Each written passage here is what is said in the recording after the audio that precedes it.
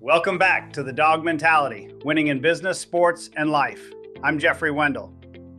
In the year 2000, the Harvard Business Review published a landmark study by Daniel Goleman, the psychologist famous for his work on emotional intelligence.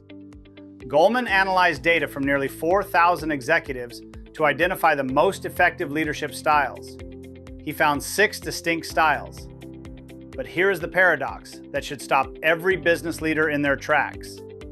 The style that had the most markedly positive impact on organizational climate and long-term performance was the coaching style. And yet, out of all 6 styles, it was the one used least often. When Goleman asked leaders why they didn't coach their people, the answer was almost universal. We don't have the time in this high-pressure economy. Today, we are going to dismantle that excuse. In episode 7, we are talking about the coach in the corner office. We are going to explore why mentoring and coaching are not soft skills or HR initiatives. They are the ultimate competitive advantage. We will look at the hard data on how mentoring drives retention and profit, the framework used by Silicon Valley's greatest coach, and how you can multiply the intelligence of your entire organization. If you want to build a legacy of success, you cannot just be a manager. You have to be a coach. Let's get into it.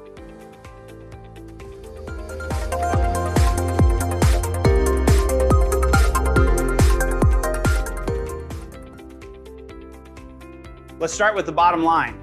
For decades, mentoring was viewed as a nice to have. It was something you did if you had extra time, or it was relegated to an informal buddy system. But the data tells a completely different story. Recent research analyzing Fortune 500 companies revealed a staggering statistic. The median profits for companies with formal mentoring programs were over 2 times higher than those without them. Let me repeat that. Over 2 times higher. But it's not just about profit. It's about survival and retention. During the massive employee turnover trends of 2021, Fortune 500 companies with mentoring programs saw a median year-over-year employee growth of just over 3%. Meanwhile, companies without mentoring programs experienced a median decrease of 33% in their workforce. When you mentor someone, you are sending a clear psychological signal. I see a future for you here, and I am willing to invest my time to help you reach it. Employees involved in mentoring programs have a 50% higher retention rate. And according to a study at Sun Microsystems, employees who are mentored are promoted 5 times more often than those who are not. But here's the secret that most leaders miss. Mentoring doesn't just help the mentee, it transforms the mentor. Research shows that 66% of employees who sponsor, coach, or mentor others report being highly satisfied with their own ability to deliver on difficult projects. When you teach a concept, you master it. When you guide someone through adversity, you sharpen your own resilience. Jack Welch, the legendary former CEO of General Electric, understood this better than anyone. Under his 20-year tenure, GE's market value grew from $12 billion to over $400 billion. How did he do it? He believed the CEO's primary job was developing leaders. He personally taught at GE's Crotonville Leadership Development Center more than 250 times. Welch famously said, "Before you are a leader, success is all about growing yourself. When you become a leader, success is all about growing others." If you're a leader who says you don't have time to coach your people, you are fundamentally misunderstanding your job description. Your job is no longer to do the work.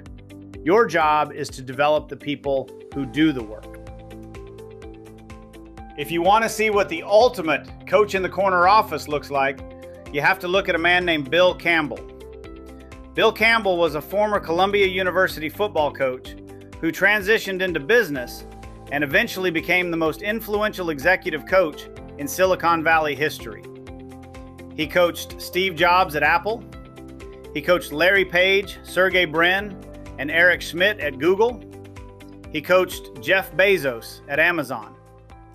The companies he advised created over $1 trillion in market value. What was his secret?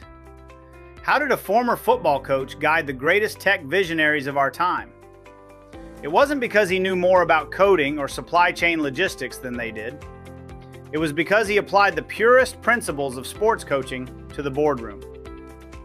First, Campbell believed that trust is the absolute foundation of leadership. He took a people-first approach. He didn't start meetings by diving into spreadsheets. He started by asking about their families, their weekends, their lives. He built a foundation of profound psychological safety. Second, he practiced what is known as free-form listening. When you spoke to Bill Campbell, he was entirely present. He wasn't checking his phone or formulating his next argument. He listened to understand, not just to reply. Third, because he had established that unshakable trust, he could deliver what we now call radical candor. He gave incredibly direct, sometimes harsh feedback, but it was always received well because the recipient knew, without a doubt, that Campbell cared about them personally.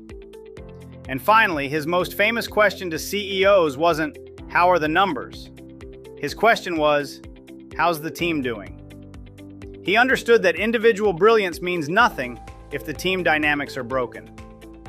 Campbell proved that the principles of coaching, building trust, demanding excellence, fostering team cohesion, and caring deeply about the individual, scale to the highest levels of global business. You don't need to be a tech genius to lead tech geniuses. You need to be a coach. So how do you actually do this? How do you shift from being a manager who directs to a coach who develops? To understand this shift, we have to look at the brilliant research of Liz Wiseman. Wiseman studied over 150 leaders across 35 companies on 4 continents. She discovered that leaders generally fall into 2 categories: diminishers and multipliers. Diminishers are leaders who drain the intelligence and capability out of their teams. They are the micromanagers, the empire builders, the tyrants, and the know-it-alls. They operate under the assumption that people won't figure things out without them. Wiseman's research found that under a diminisher, employees give only about 50% of their true capability. Multipliers, on the other hand, are genius makers. They amplify the intelligence of everyone around them. They operate under the assumption that there is far more intelligence and energy inside their organization than is currently being used. And the data proves them right. Multipliers get 2 times more out of their people than diminishers do. Under a multiplier, people give nearly 100% of their capability, and often report achieving things they didn't even know they were capable of. How do multipliers do it? They practice specific disciplines. Instead of being a know-it-all who gives directives, a multiplier is a challenger who asks the right questions and extends challenges that stretch the team. Instead of being a decision maker who decides everything in isolation, a multiplier is a debate maker who drives rigorous debate to ensure the best ideas win. Instead of being a micromanager who controls every detail, a multiplier is an investor who gives other people ownership and holds them accountable for the results. When you adopt the coaching leadership style, you become a multiplier. You stop trying to be the smartest person in the room, and you start focusing on making everyone else in the room smarter. If you want a practical framework to start coaching your team tomorrow morning, I want to introduce you to the GROW model. Developed by coaching pioneer Sir John Whitmore, the GROW model is one of the most widely used coaching frameworks in the world. It provides a simple, sequential structure for guiding meaningful conversations that unlock potential. GROW is an acronym that stands for goals, reality, options, and will. G is for goals. You start the conversation by defining what the person wants to achieve. It must be specific and personally meaningful. You ask, what does success look like here? What is the exact outcome you are aiming for? R is for reality. Next, you assess the current situation with brutal honesty. You ask, what is happening right now? What progress have you made? What barriers are standing in your way? You are forcing them to look at the facts without emotion. O is for options. This is where you brainstorm. As a coach, you do not give them the answer. You ask, what are your options? What else might work? If resources were not an issue, what would you try? You are forcing them to think critically and generate their own solutions. W is for will, or the way forward. Finally, you turn those ideas into commitment. You ask, what specific action will you take first? When will you do it? And the most powerful coaching question of all, on a scale of 1 to 10, how committed are you to taking this action? If they say a 7, you ask what it would take to get them to a 9. The GROW model stops you from solving your team's problems for them. It forces you to guide them to their own solutions. And when people generate their own solutions, their ownership and execution skyrocket. Legendary UCLA basketball coach John Wooden, who won 10 national championships in 12 years, defined success like this. Success is peace of mind, which is a direct result of self-satisfaction in knowing you did your best to become the best you are capable of becoming. As a leader, your ultimate goal is to help your people achieve that peace of mind, to help them become the best they are capable of becoming. When you embrace the role of the coach in the corner office, you aren't just driving quarterly profits. You are building a legacy. You are creating a culture of multipliers. You are building a team that will run through a wall for each other because they know their leader is fully invested in their growth.